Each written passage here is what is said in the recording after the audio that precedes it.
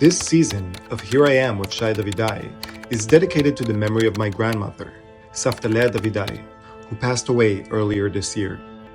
Here I am with Savtalea in mind. We have a long fight ahead of us. Here I am. Here I am. Here I am. Here I am. Here I am. Here I am. Here I am with Shai Davidai. This episode of Here I Am with Shai Davidai is sponsored in part by Iron Dome Coffee. Iron Dome Coffee gives back 18% of every purchase to organizations helping Israeli society. Visit irondomecoffee.com and use the code HEREIAM for an exclusive discount just for our listeners.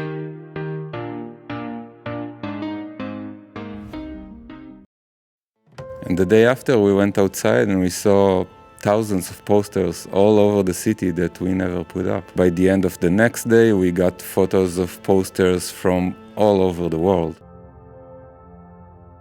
My guest for today, this is a special treat. I typically see them when we're over for Shabbat dinner at our place. They are Israeli street and gallery artists. They are now based in New York City. They're also a couple, and they have some incredible stories. So here I am with Nitzan Mintz and Dede Bandaid. Hello, Shai. Great to be here. Great to Thank be you for here. having us. And I have to say, it's very weird for us to speak in Hebrew. So before the camera started rolling in English. Sorry, it was all in Hebrew, but we'll do it in English. We'll try. We'll do our best. For people that are watching this rather than listening in, they might have some questions about Dede. Why is your face covered? So It's always better to do it like in two sentences in the beginning and forget about it. I try to keep my identity as a secret, just to take it out of the equation, to have people see my art, meet my art first, especially on the street. When they just walk in the street, they see usually my art. They don't know the person behind it, and they can relate with their own story, with their own point of view, without the person. all right. So just separating that. I one time, I think it was a few weeks ago, I made the mistake of saying, "Oh, Dede, you're like the Israeli Jewish Banksy," and Nitzan got angry. Yeah, What protect can you. I say? He's not really pro-Israeli these days. Not that he was ever, but he became really radical. And But also because Dede is way better than Wow, Banksy. thank you. I appreciate it. How do you- is how do you better deal- looking. Nitzan, how do you deal with the anonymity that because you are the opposite of trying to stay anonymous, Yes. right? When I started writing my poetry as graffiti when I was 17, I was the first one in Israel to write my full name in the streets as an illegal act. People used fake names, they invent characters for themselves, and I always, from the beginning, wrote Nitzan Mintz like most of the poets would if it was in the book. But for me, I really appreciate Dede's anonymity. If I could go back in time, I might have done the same, because it gives you so much freedom, an artistic freedom, and it creates like a veil between your personal life and the audience. In my case, everything is personal. People can know everything about me, my family, my heritage, my history. With him, it's exactly the opposite. And it works. That mixture works together. So Dede, I think obviously the question that a lot of people have, and we have to get it out of the way. Dede Band-Aid. Yeah. Why the Band-Aid? And maybe for people that are listening, I need to describe your mask is a cover full of your art, which is Band-Aid. You have wearing a hat of a Band-Aid sign as a heart. Your T-shirt has the Band-Aid, and your Reebok shoes are filled with Band-Aids. Yeah, so I didn't start wearing all these Band-Aids since day one. I started painting the Band-Aids first after my military service as a result of PTSD. I finished my obligatory army service in Israel after 4 years. I was an officer. I served in Bethlehem, and finishing... When was this? It was after the Second Intifada. A very rough time, especially around this area. We had to wear this special vest, going in special vehicles, protected, being alert 24/7. Sometimes have to go out of the vehicle, react to different situations. And I got this tension built over time and finished with PTSD. When I got back to, like ordinary life, being citizen back again, there's not any program guiding you how to become this normal person again. And I usually say the Band-Aid found me. I just started painting them in my notebook. It came as a vision. And the same night it came out of my hand, the same night I went outside in the streets of Tel Aviv, I started painting them obsessively everywhere. And it was like that night after night for months. And I still painting them. But back then, every night, crossing the city, north to south, east to west, and there was no one street I spared. And slowly people noticed and recognized. And even though I never signed the name Dede next to a Band-Aid, for me it was kind of a signature. And for me, it wasn't that important if people know exactly who is doing it. I know they couldn't tell that the Band-Aid is coming from a specific trauma. It's just a symbol. But they saw the Band-Aids and they relate from their point of view with their story. And many people started writing me, emailing me, commenting, finding me, on Facebook,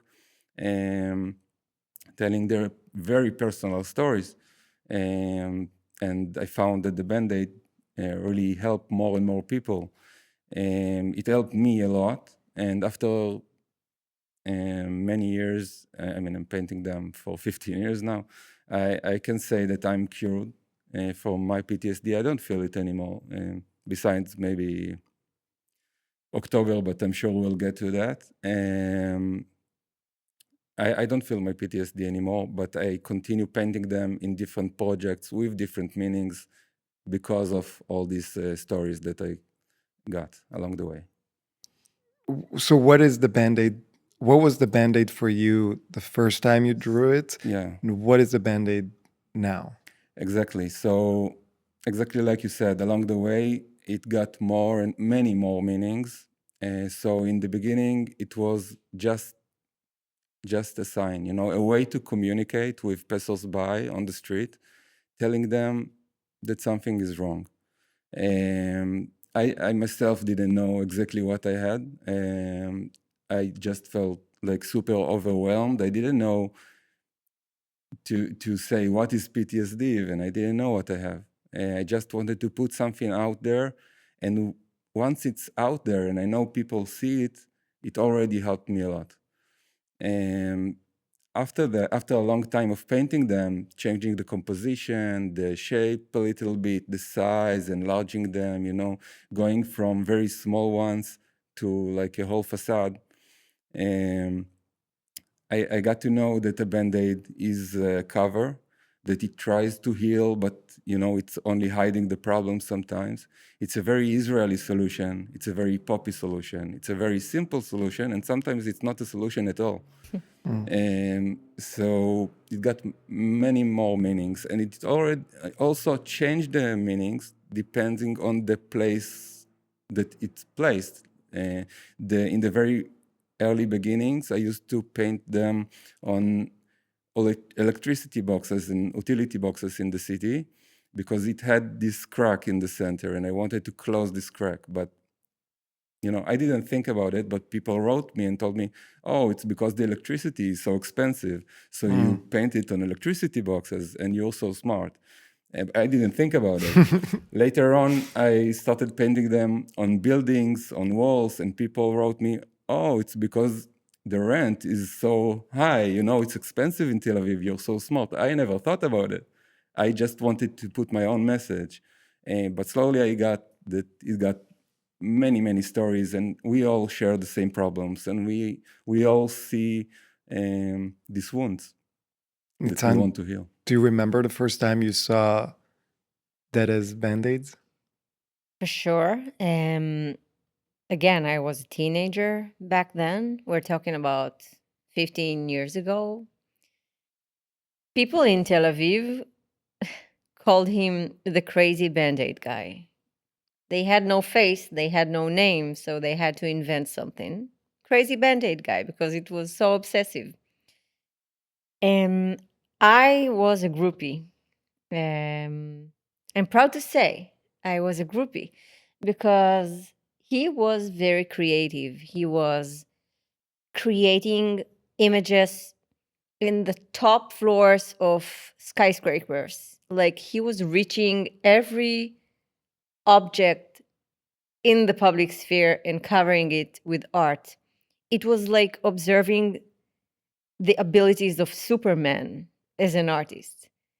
And I admired that as a creator, as a young girl who really wanted to do those kind of things herself with my poetry. And I started writing my poetry physically next to his artworks in the streets because I thought to myself, maybe if I'll get closer to his art, he will get closer to me. Maybe this is the way to get his attention. And I used to do that for 2 years. It did not work. He did not take any interest in my existence. He was very busy being himself. And I just tried and tried and tried. And then I wrote to him on Facebook and we became pen pals. And for 2 more years, I just wrote to this anonymous creature without knowing any biographical detail about him. It could have been, I don't know, just a weirdo. Well, he is a weirdo, He is but a a good weirdo. weirdo. Yeah, he is a weirdo. And we became soulmates, like really pen pals, like people who spoke from their soul. So you also met Dede as an anonymous creator. Yes, and even after all this time, those 4 years of me trying to get to him, when we finally met, he would not tell me his real name. Even after we kissed, even 2 weeks after we dated. You never asked. Come on, Dede. He never told me. He wanted to trust me. And it took him a while to tell me the boring biographical details, which are so irrelevant, It's interesting you say that because I now realize that I don't know I don't want to call it real last name because Band-Aid is your real last name, but your original last name. So I think Dede became like more original than anything people used to call me before. And actually, the nickname Dede started at home. It began when I was very, very young, and my parents invented it. And actually, many more people in Israel call Dede as a nickname. But the name Band-Aid, so people gave it to me on the street after seeing so many Band-Aids. And for me, it was really easy and kind of organic to just take there's different ways to say Band-Aid. It can be a bandage or in different plaster, in Hebrew or other languages. But growing up and always keeping an eye on American cartoons and advertising, like specifically choose the Band-Aid was very organic for me. Do you remember the first time you saw Nitzan's poems Oh, definitely. next to your Band-Aid? So not next to my Band-Aid. I noticed her work because she was super special and unique in the street. I was crossing Neve Tzedek neighborhood, South Tel Aviv, a lot. It's one of my favorite neighborhoods in the city to walk till this day. And that was like a weird phenomena in the street. She used to make assemblage, like 3D collages from different kind of broken furnitures and everything she could find in their garage, in their home. And she built this, very weird collages of, let's say, chair with rollerblades and a piece of brush, and on top she wrote her poetry. And then she took all like this object, very weird and colorful installation, and she used to install it on tall lampposts, like wooden lampposts, and you couldn't not wonder like how did she reach this? Like it's high, And I'm very short. You're very short. I didn't even know that back then. But even if you take a ladder, it's high, and then you have to nail it to the pole, and you didn't see anything like that in the street. Like when we started painting or creating in the street in Israel, I wouldn't say we were the only ones, but it was kind of unique, like special in the street. Not many people did that. In Israel, we adopt, especially in culture, we adopt what we see abroad, what we see in the US or in Europe that are much more progressive. And of course, in US, the graffiti or street art scene started much earlier. But in Israel, you didn't see this kind of stuff. You saw maybe tagging and spray paintings around the street, but nothing like that.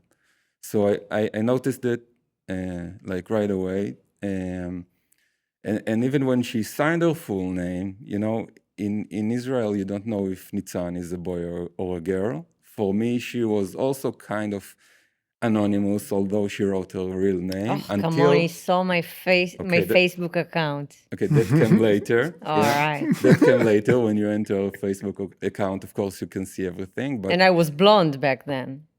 Okay, really? Yes, I can't imagine yeah, that. she tricked me. When did you start creating together? Okay, so 4 years of me trying to get to him. And then it took us 2 more years to understand that the pieces laying around the floor belongs to each other. So we started sharing a space. And when you share space, Dede's pieces are laying here on the floor, and my pieces are laying here on the floor. And then you have the chance to look at them and to say, what if we took them and we would make them as one? Text, like visual poetry with imagery. Why wouldn't it work together?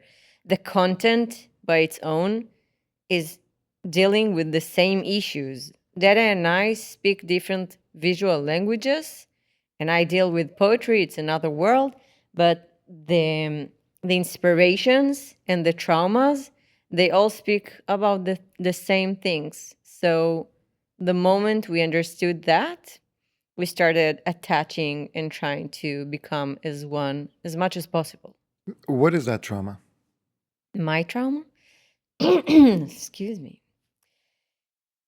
Okay, so my trauma is coming from my childhood home. I grew up in a wonderful home with a wonderful family. I have the best family in the world.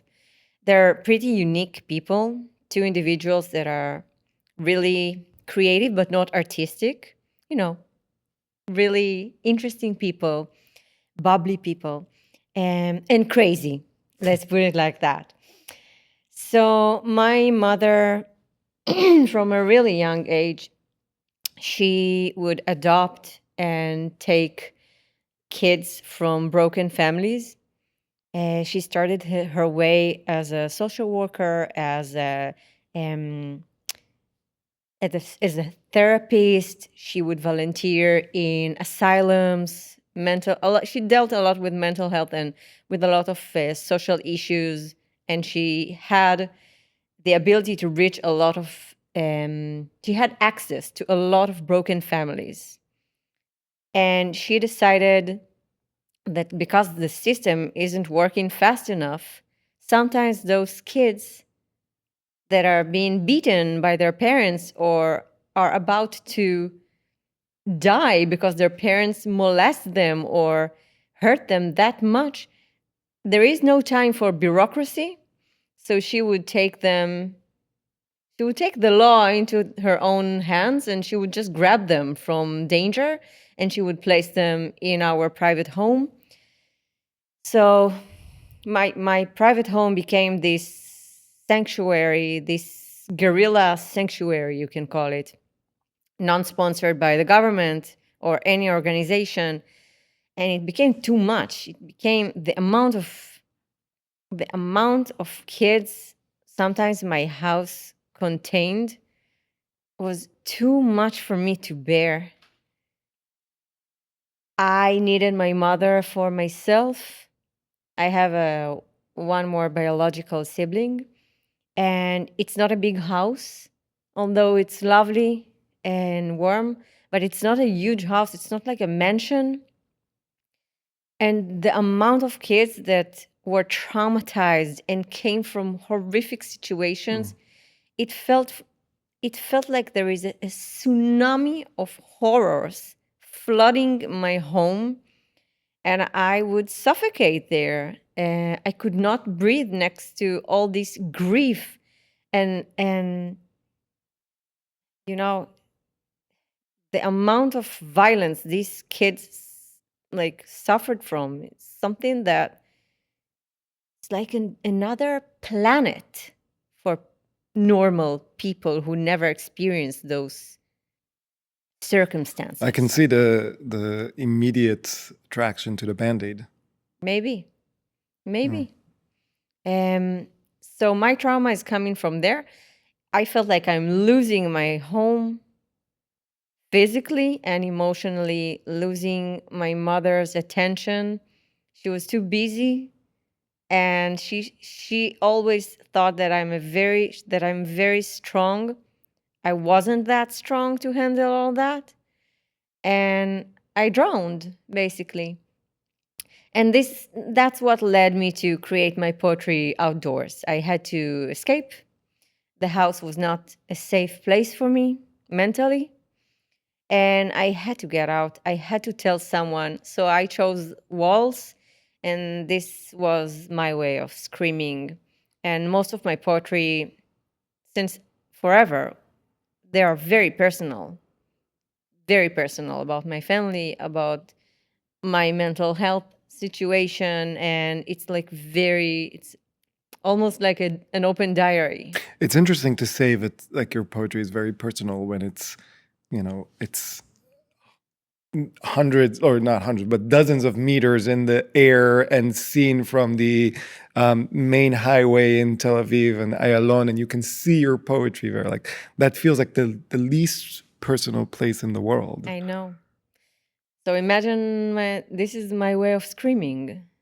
I need it to be very big. I need everyone to see, because I really felt transparent. I felt betrayed, because it feels like in the beginning of my life, I was promised a different life for myself. I was supposed to be this privileged little girl who gets all the attention. This is what I imagined. This is what I was born into. And I had this moment of being that privileged little girl until I was, 3. And then it all started. So I always had this feeling of I was promised something else. I was promised the full attention of my parents, and it was taken away because the world is hell and people need help. Let's talk about another world is hell and that complexity. Dede, you created probably one of the biggest pieces I've ever seen in the site of the Dolphinarium nightclub, which before it was a nightclub, it was actually an event hall. That was where my bar mitzvah was. Wow. Yeah, and then it became a nightclub, and famously or infamously, the place of a Hamas suicide bomber attack in 2000. And you'd expect that when someone comes and creates someone like you, Graffiti, you'd expect like a huge Band-Aid there, but there you actually didn't do a Band-Aid. What was the art that you created there? So, I mean, I have more theory and more paintings than only Band-Aids. I have more themes that I paint along the years. And maybe the one series that I'm most proud of, the most challenging one, is the site-specific series, and the Dolphinarium is one of them, if not the number one in the list, which is like conveying a message on a building with a specific architecture that supports the message, and also tell a story in its surroundings. So you have this list, and when all the stars are getting along in one line, it's like very, very powerful.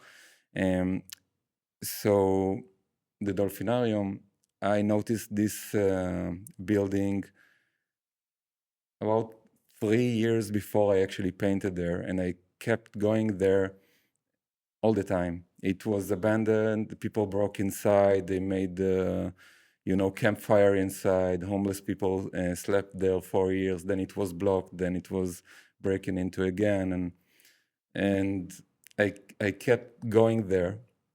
This place is unique also because of like the history, everything that you mentioned, but also because it's a very hot real estate point that separates between Tel Aviv and Jaffa, and there was one private real estater that wanted to build a huge tower there and block the view for like 3 neighborhoods that are just behind it, and it's like the front just next to like kissing the sea, and there were many fights around this hot real estate, the municipality, the real estate itself, and the neighborhoods and lawyers that represent them for years, like maybe a decade. And I wanted to say something very specific in the place, but also I couldn't ignore the unique shape of the building. You can't just put a Band-Aid. I mean, you can't just put a Band-Aid there, but maybe you can do more with this very interesting building. And like I said, I kept going back there, thinking what I can do, and I broke into the place myself, and I sit inside.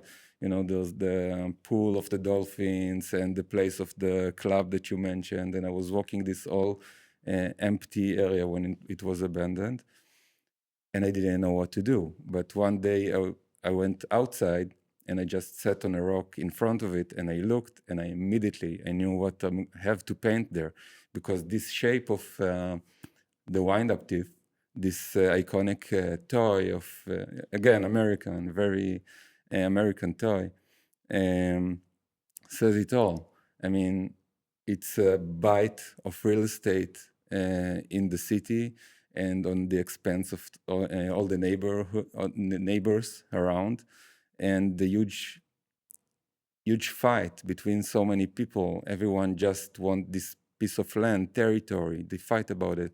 And there's something also about the mouth. You think about the mouth and about the teeth when you think about the bombing that was there.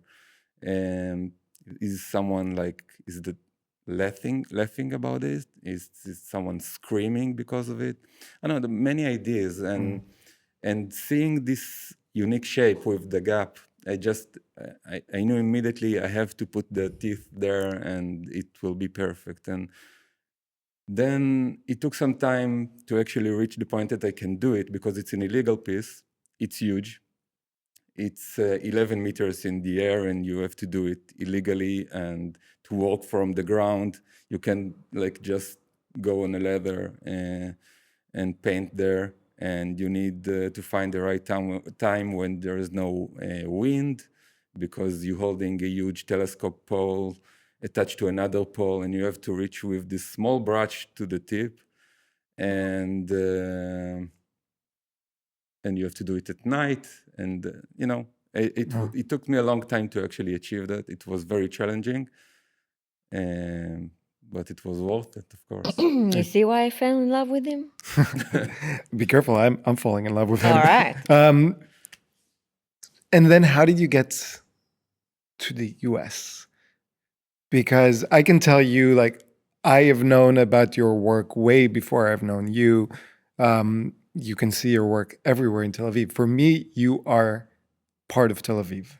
You're part of the scenery. You're part of, it's the same like Migdal Shalom. It's the same like Neve Tzedek. You're like, there are places where it's like, this is Tel Aviv and you are Tel Aviv. So how did you end up in New York City? So we got accepted to a residency program, which for people who are not from our field, it means there are many programs for artists. Sometimes they give you studio space, sometimes they give you budget, and they give you basically the opportunity to evolve and to meet new colleagues and new mentors and to grow in a new atmosphere. So we got accepted to a specific project, to this residency, and we were meant to be here only for 3 months and then to get back home. That's it. We did it so many times before. Almost every year we try to find residencies here in New York or in the US, and we would come every year to 1 month, 2 months, 3 months. And so this was, again, the same thing for us. Nothing out of the normal. But then after... What happened? Yeah, so we arrived on September 23, 1 month before the war broke. So 1 month before October 7th. And we were here. We were so far away from home in a place that, yeah, we know we've been here. We are not absolute strangers, but we didn't feel like we have a community. We didn't know anyone. We had 2 friends top. We felt so isolated. And as all Israelis and all Jews, we really felt and understood that Israel is not going to last. Not going to last even one night. And you can't sleep, you can't eat, you can't do anything. So basically, what's the point of creating art and getting back to the studio, to the program, when you know that your country is burning? What's the point in creating? There is no point. So we found ourselves here, really isolated, and we said to ourselves, okay, we better pack our stuff and get on the first airplane and join the IDF or volunteer, unless we find the best idea in the world of how to help the hostages from New York, which is the most important city in the world, and we can help them from far away in ways we could have never done in Israel. And we gave ourselves 24 hours of thinking. We told ourselves, if we're not going to find it in 24 hours, we're going to get the hell out of here. And we found an idea. We brainstormed for some time, and we searched ideas, and we knew we wanted to reach, every passersby here in the streets of New York. And we need like a common ground. We need to talk with them visually in a way they will understand and react to. What did you want to tell them? So we wanted to talk about the hostages, about the urgency, about we need more people here to take action and help us with this situation. And of course, everything was terrible and awful and so many dead people, but we wanted to talk about the hostages because they still had a chance. We want to bring them back. And we actually never thought it will last for that long. We thought, okay, by the weekend, they will return. I mean, 240 people, babies, what? We couldn't imagine it will last for that long. And still is, as we're recording still it. going on as we speak. So we searched for an idea, and we came up with the milk cartons that were so iconic in the US in the 80s and the 90s. And it's something that everyone, even us, not American, have in the back of our mind from movies, from pop culture. And we started exploring that, and we made sketches and later on the poster based on the milk cartons.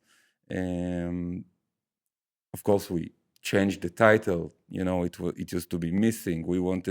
We insist to put kidnapped there because that's what happened, and we wanted to put some text talking about October 7 because it's very, very specific. We want people to know what happened, and it was so important for us to put the right photos. Yeah, you remember that I phoned you?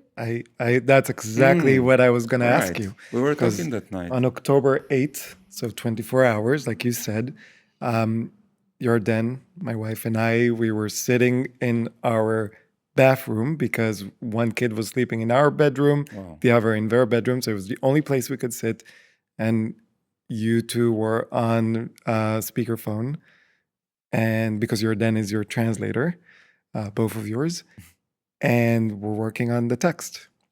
What do you remember? Exactly. Do you remember that conversation? Of course I do. I remember everything. That night clearly. We went to a friend of us, Kobe Krieger. He's one of our best friends here, and he's a very smart guy. And we told him it has to be done right now.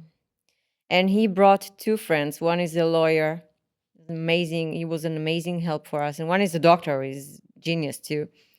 And we both sat down, and we've put you on the line in order to have the text of the first batch of posters correct. And it was like, I don't remember how many sentences, but it wasn't long, one paragraph. Like a paragraph. And each word had to be accurate and truthful and to the point. Because we knew that if we're going to put those posters in the street with the faces of the hostages, the text below, although it was very small text, it has to be 100% correct. So we consulted with you guys, and we all approved the draft, and off we went.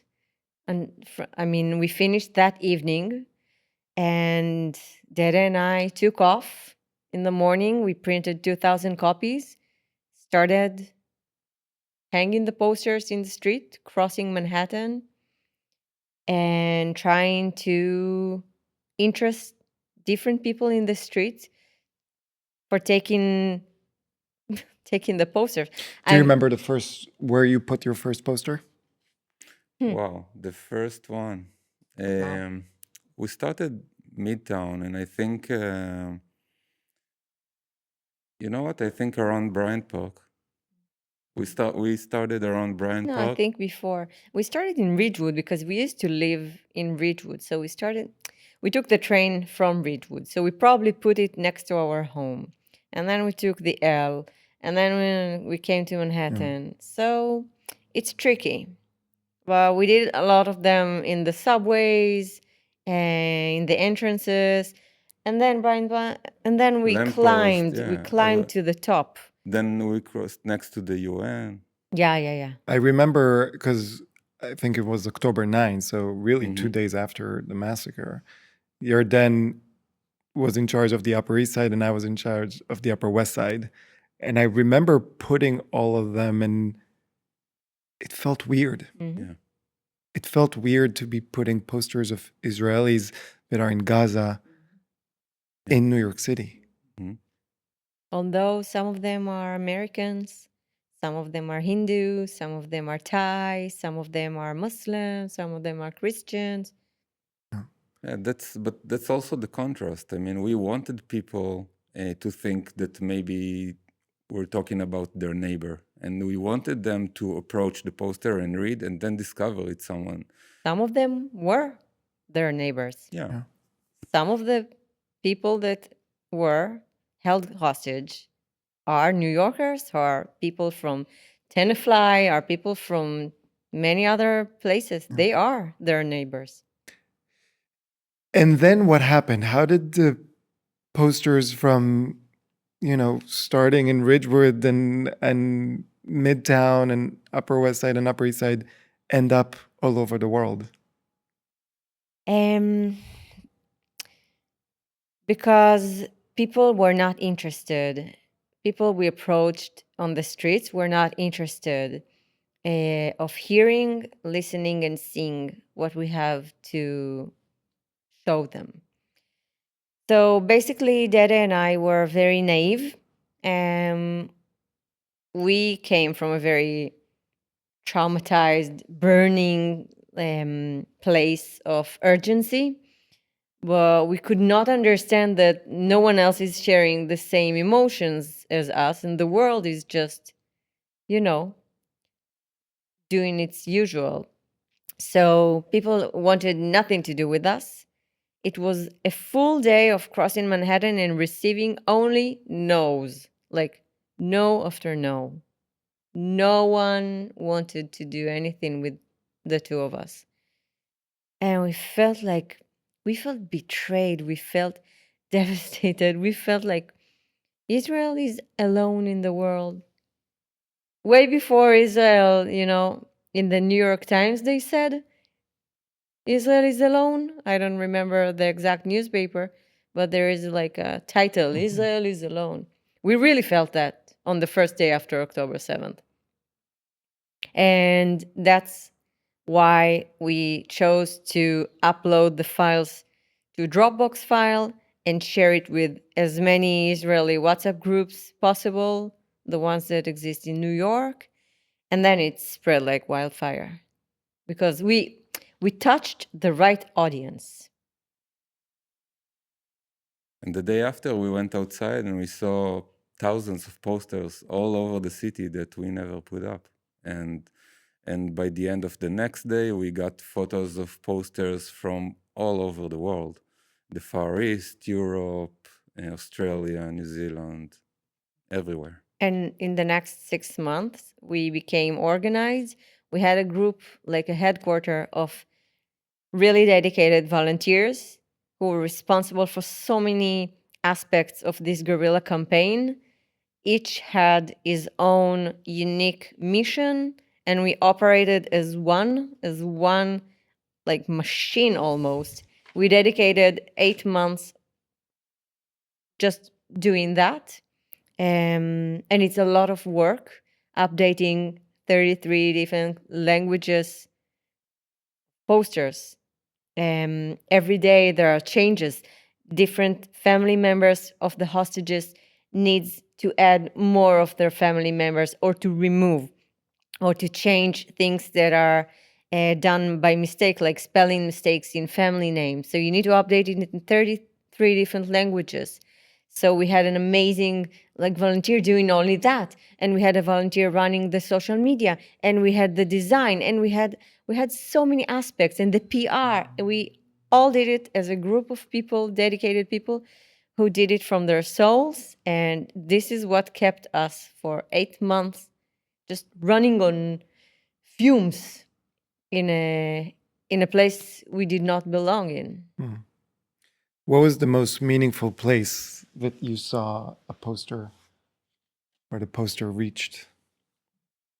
So we had different surprises every day when the campaign started rolling.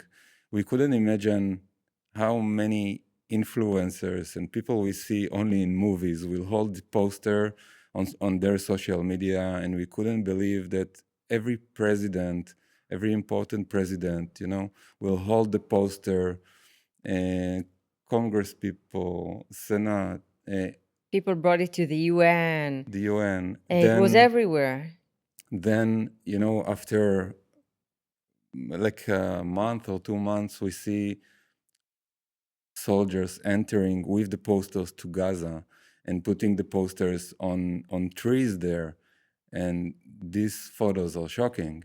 And like searching for the kidnapped people there with our posters.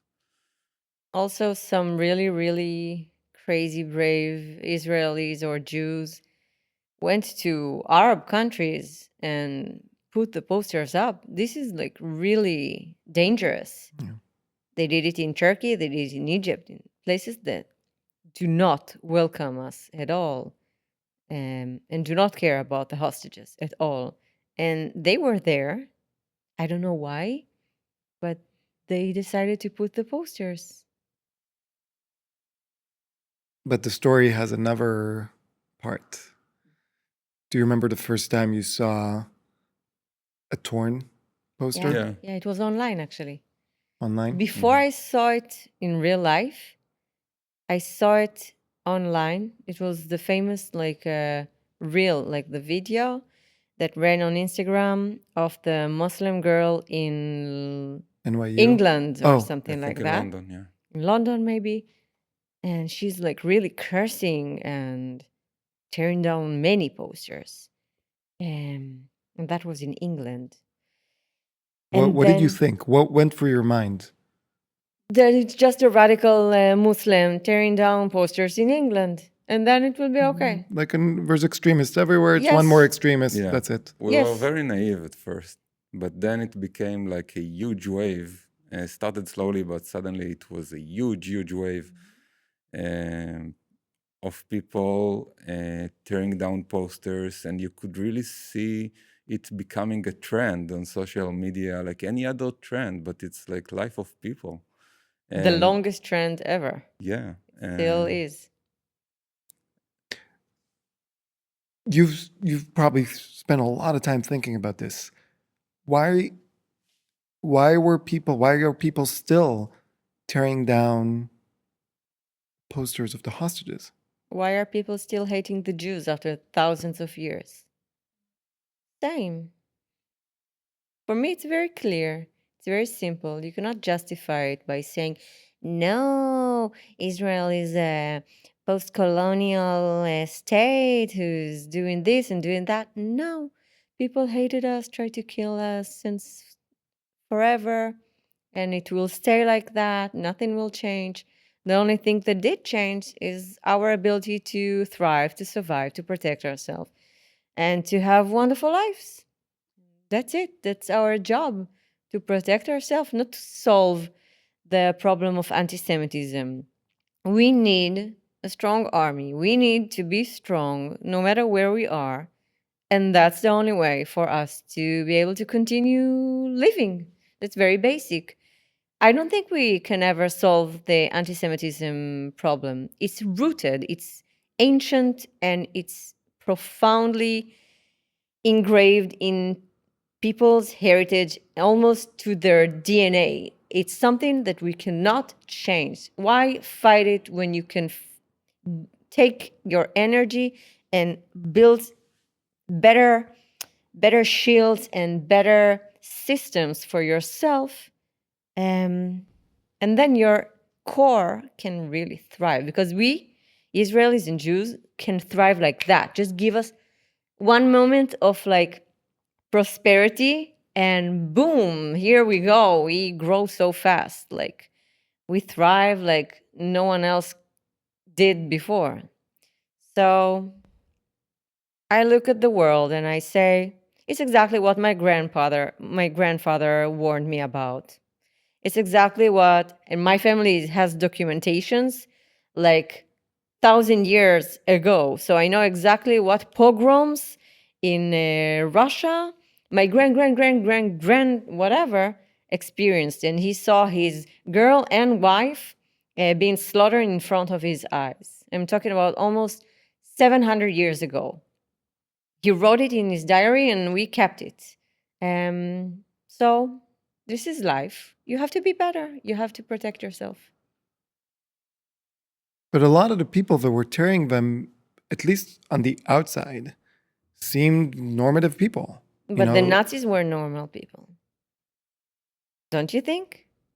They were normal. Everyone on this planet are normal. Everything is normal. We are not aliens. Nazis are not aliens that came from another planet.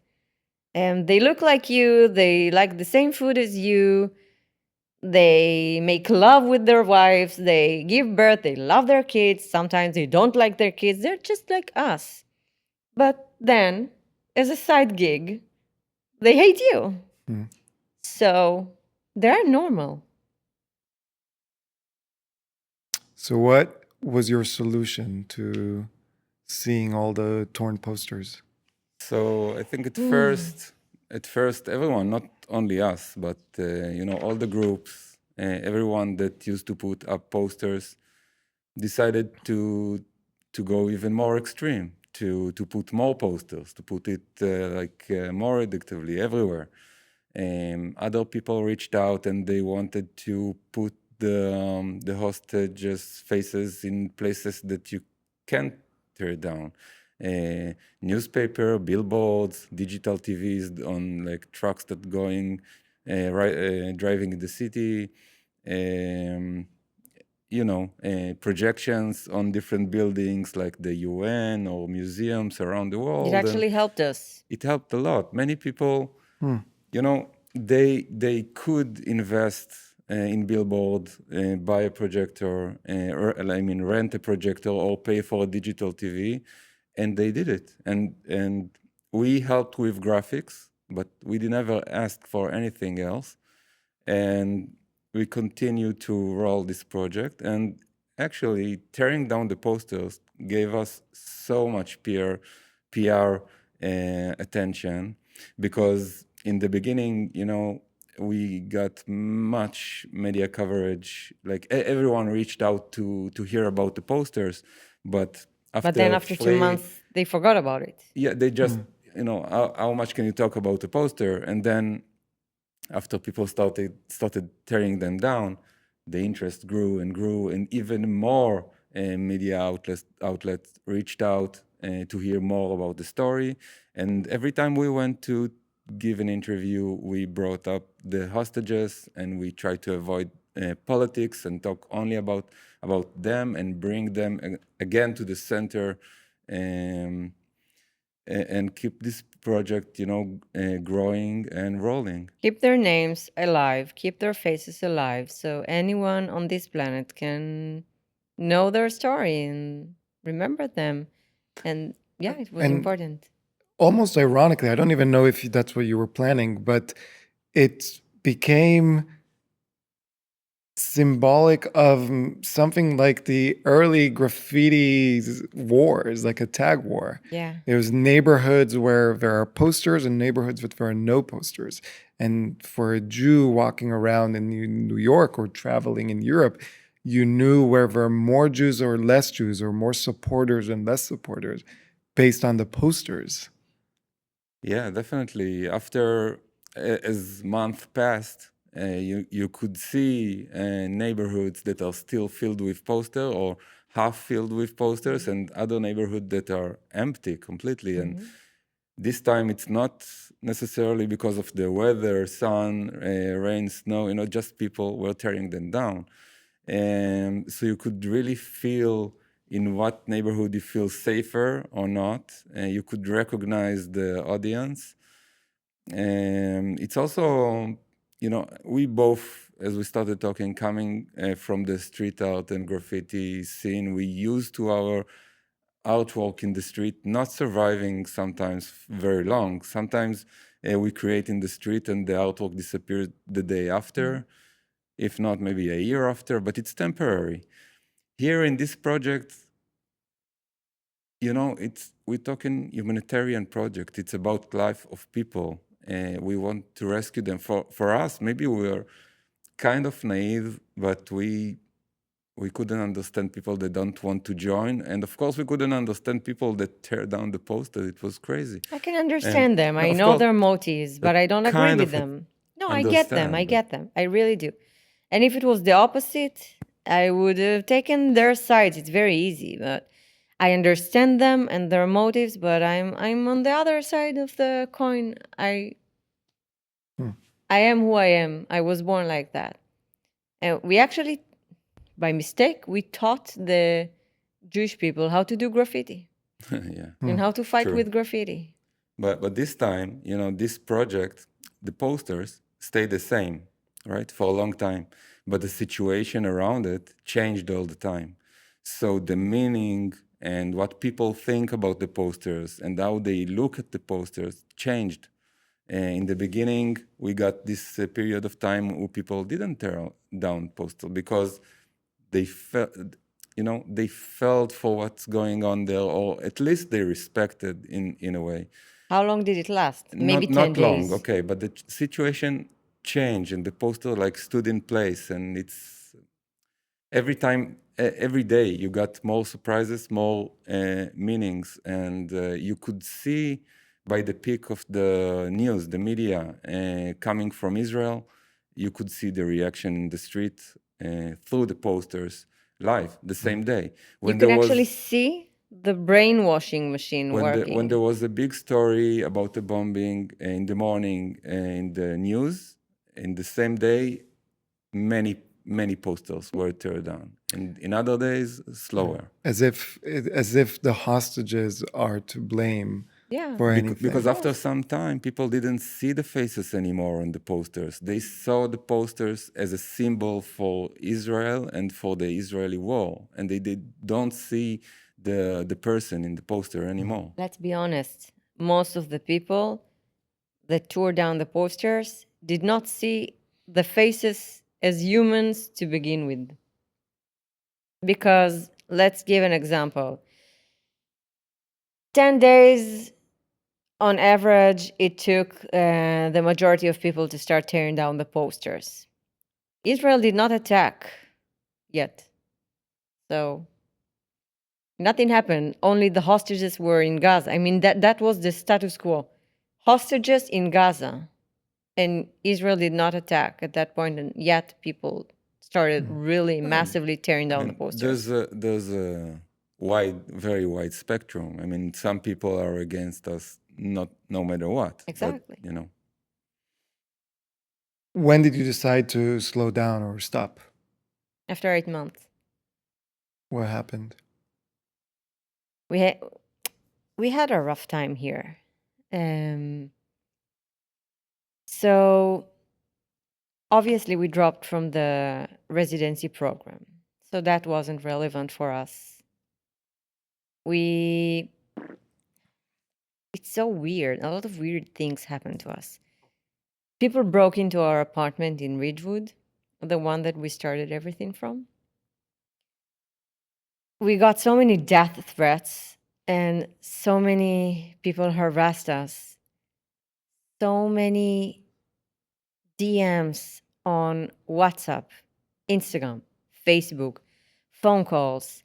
Not only us, also the members from our group, especially the ones that lived in America, they were also deeply harassed. Harassed just because you were putting the posters for the hostages? Because we were the group responsible for it. And Dede and me were on the news all the time, and we were the face of this guerrilla campaign. So we were an easy target. So after our apartment was, the window was shattered and people, went through stuff there, we met this unique individual. I don't know how your listeners are going to react, but that's the truth. So I'll just tell it as it is. He's a medium, okay? I see your face, yes. Shai. I see your face. Forget my audience. You know how I will react. Exactly. So your audience is in a good hands, okay? You represent probably 99% of your audience. And don't get me wrong, I'm not a super spiritual. I am spiritual, not in that Yeah. way. But be open with us, okay? Bear with us. We met him. We never met him before. He is a medium for celebrities. And we met him for dinner. Some great, amazing individuals, Jewish people, wanted to help us because they felt like we are really drowning here. We're two foreigners in a big city. We didn't have anything. So then he came spontaneously because he's a friend of one of them. And the moment he sat down among his friends, he looked at Dede and me, and he said, it touched his friends, and he said, okay, stop talking about whatever it is you're talking. They need help because their lives are in great danger. And then he started describing the alley to our apartment and the amount of stairs and the way the windows built. And it how was how the door looks like, the opening, and the room. opening and the way I would the say window. you have someone, a stalker, not a medium. But Shai. Okay. No, but it's okay. It's okay. Yeah. It's unexplainable because none of these people knew us very well. They never came to visit our apartment. No one visited our apartment. We never shared any stories on our social media showing anything from this apartment. We were very careful. So he described things to the tiniest detail, and he said, people are going to try to open or smash that window and grab you out of there, and you need to pack your belongings now. It was night time, it was dinner time, and get the hell out of there and never return to this apartment. It's dangerous for you. And you know what? Whether he's right or wrong, whatever he saw there, we felt it anyway. Yeah. So it doesn't matter. But it was like a warning sign for us that, okay, we do not belong there anymore. We have to move from Ridgewood, from this weird Potter apartment, which was not safe for us at that time. And he held the hand of his friend who was sitting next to him, and he told her, you need to give them a place to stay, and it has to have a doorman and security cameras. That's the rule. And if you're going to move from place to place, this is the rule. Security cameras and a doorman. You need to be safe. And then we started moving. We moved 7 different apartments. The harassment never stopped. We were very fragile walking in the streets. We were almost acting as 2 paranoids. But we never stopped giving interviews. We never stopped hanging the posters. And we never stopped talking about the hostages. After 8 months, we were very tired. We were not earning money. We were exhausted. We were burning our savings. New York is expensive. Just to eat outside, it's like a lot of money.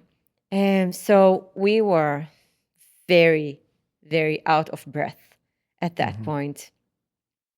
And it's not that we stopped, but, you know, the thing that made us tired the most is after the first ceasefire, the first deal, they brought a lot of hostages, but then half of them remained in Gaza. Then it was quiet again. And we just didn't have the energy to start all over again, like properly. Yeah. So a mixture of all this is why we slowed down.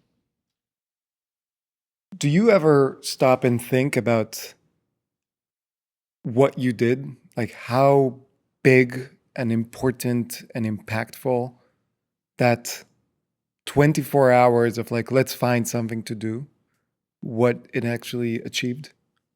No. I mean, we don't feel like it's over, of course. It's not finished, and we can't feel like we accomplished what we wanted.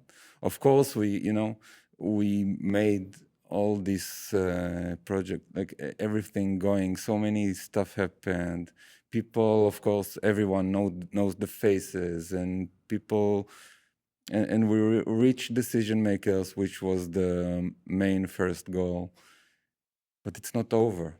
We can't. We are still stuck. We can't look, reflect back on this project and say we made it. It's not. We can't until they'll all be home.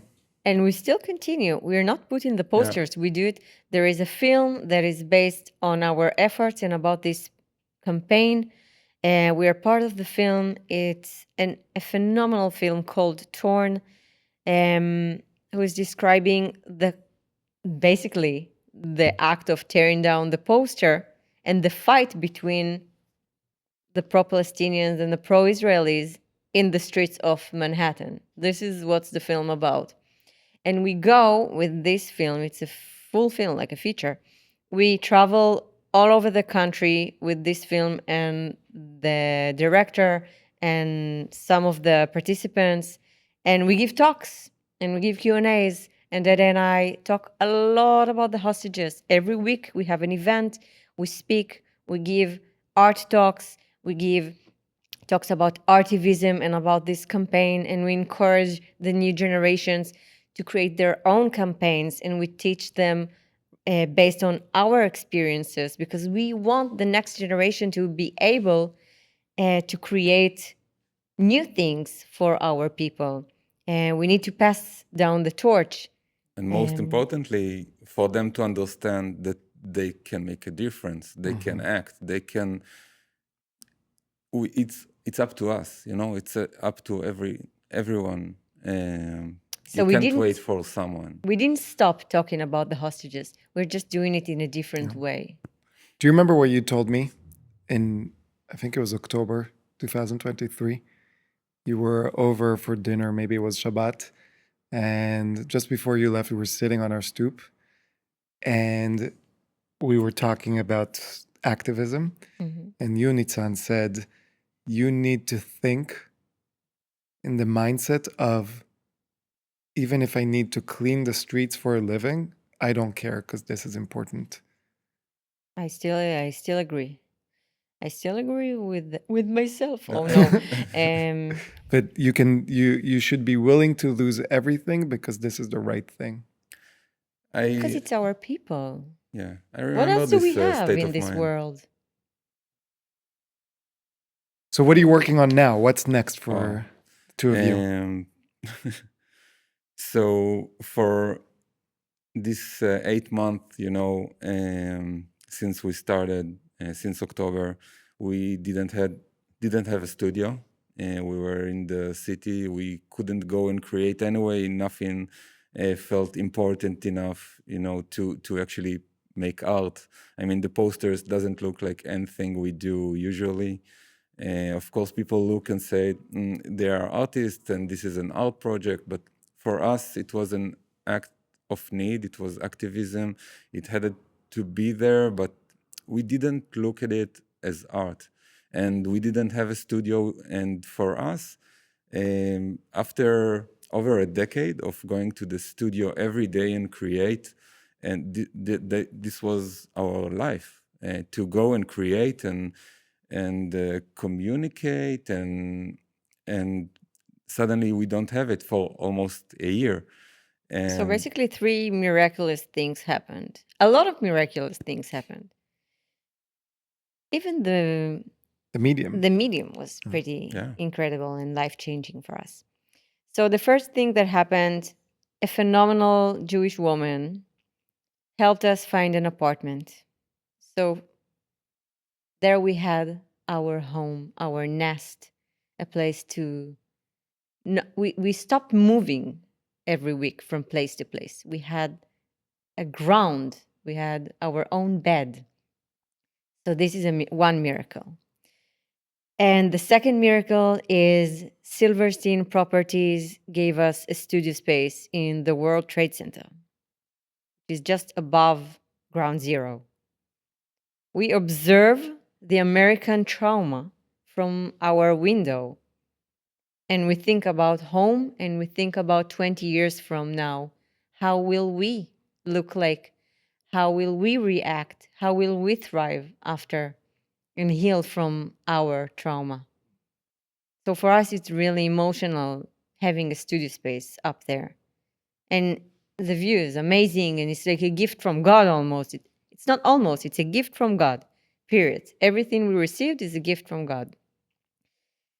The third thing we had as a gift from above is an opportunity to create in an art program.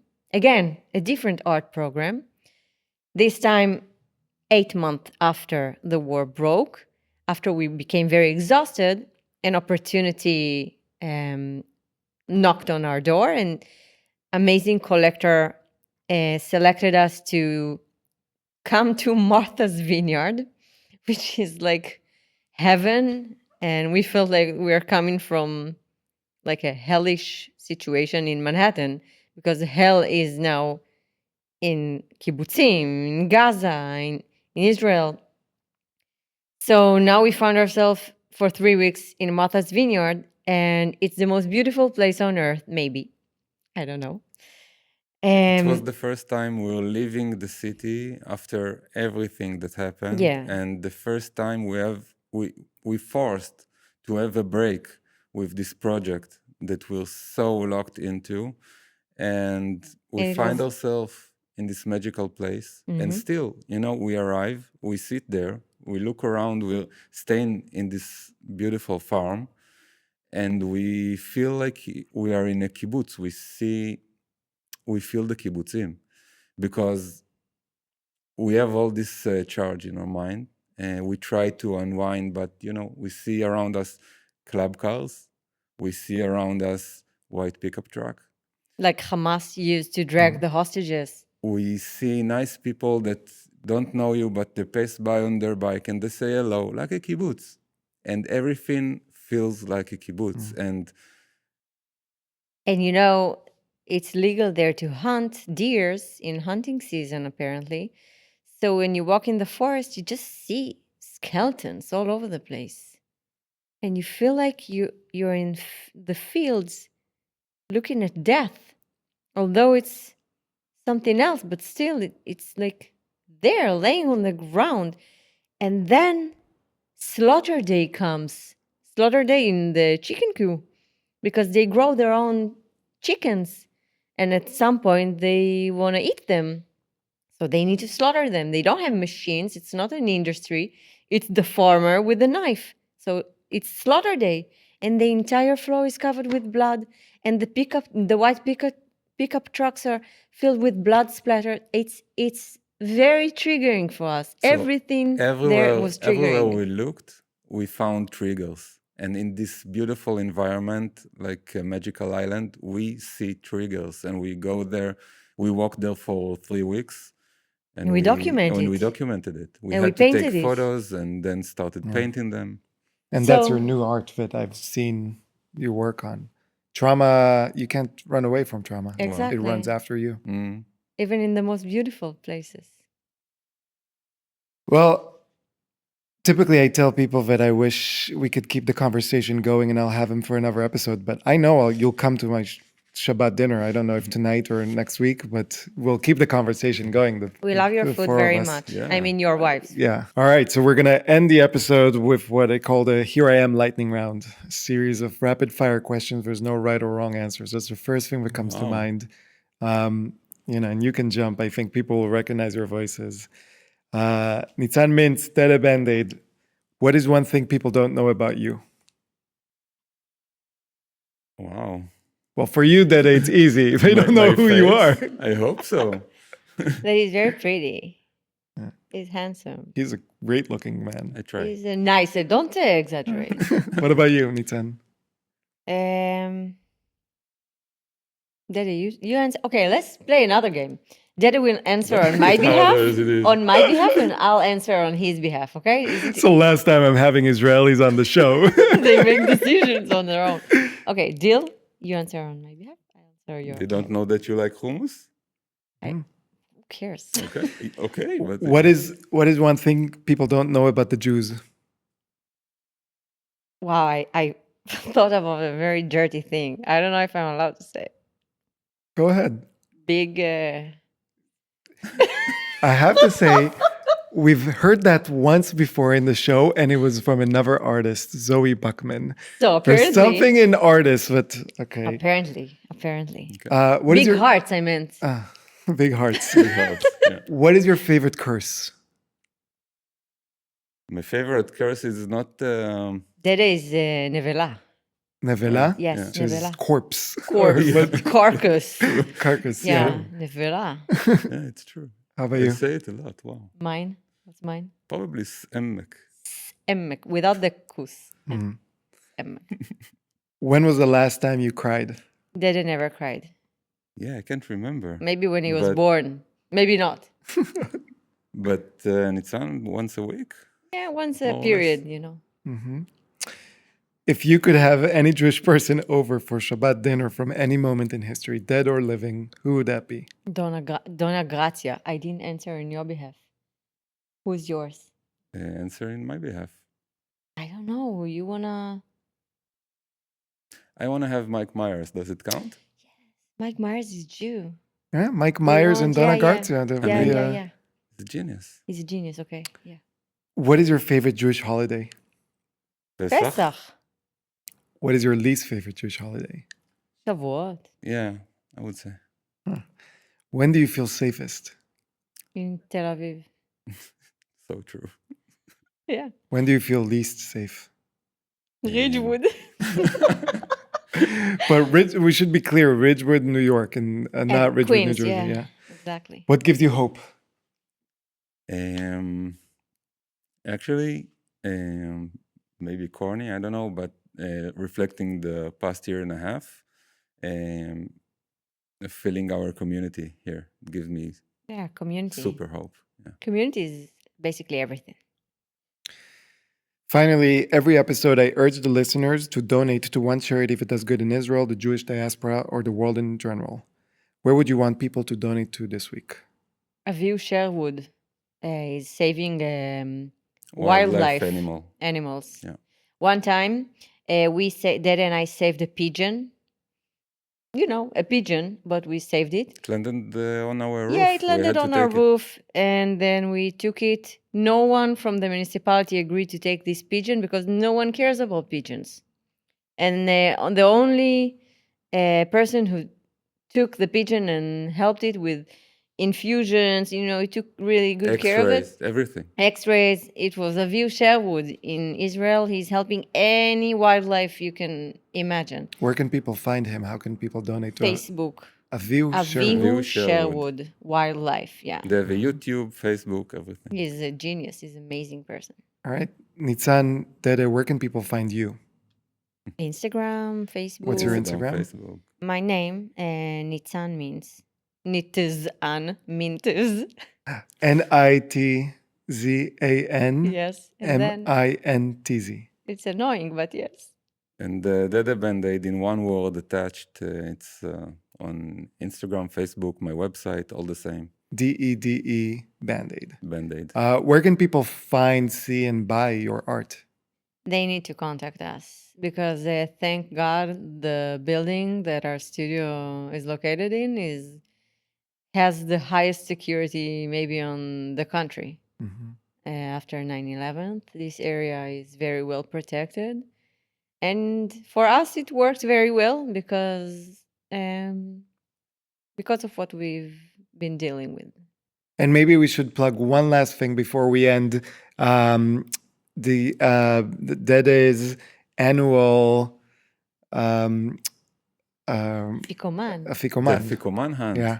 We made it for the first Explain time. what is the Afikoman for Okay. people. So the Afikoman, of course, it's in Pesach, our favorite holiday, and the half of matzah that the young kids have to search around the house and find it and get the prize.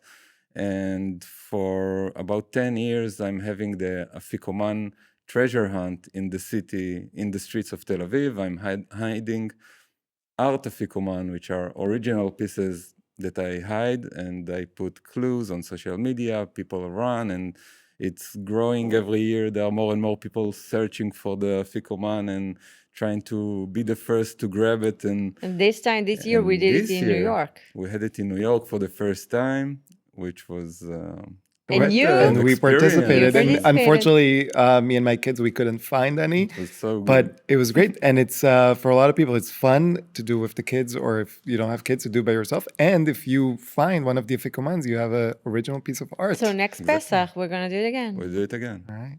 Well, this was so much fun. It took us, we spent a lot of time on this episode because I didn't want to stop any piece of your love and empathy and insight and brilliance. And I'm just happy to say, here I am with Nitzan Mintz and Dede Bandaid. Thank you so much. We love you very much.